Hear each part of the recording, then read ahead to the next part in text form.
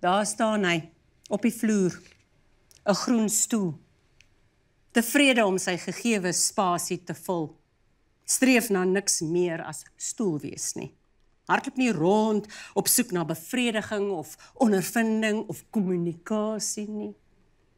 Staan solied, bestaan, gelykstaande binne perke aan oneindigheid. Reg om sy funksie as stoel te vervul. Reg om oop en ontvanklik te wees. Reg vir besit. Beginsel 1, 2 en 3. Beginsel 1. Dit wat nie is nie, kan nie gedink word nie.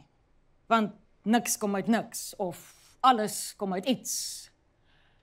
Die wording, die staanspoor, die wegspring, veronderstel ten minste 'n sel. Want vir 'n begin is 'n vorige begin nodig. Sal ek myself dus aan jou onderwerp? Of sal ek jou skep?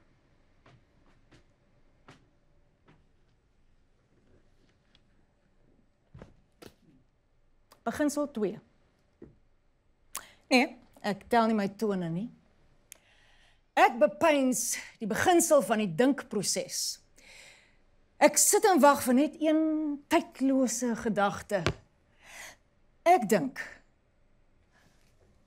om te wag vir dinge, om gestalte te kry, voor 'n mens besluit om te besluit, is om alles vanself te laat gebeur.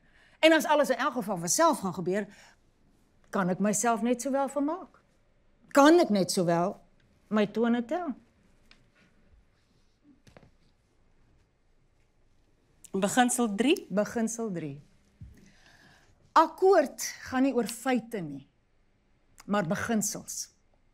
En beginsels kan of horisontaal of vertikaal benader word. 'n Beginsel kan dus op 2 stoele sit, of op die linker, of op die regter bout, so skuif, afhangende van hoe gou elke bout moeg word.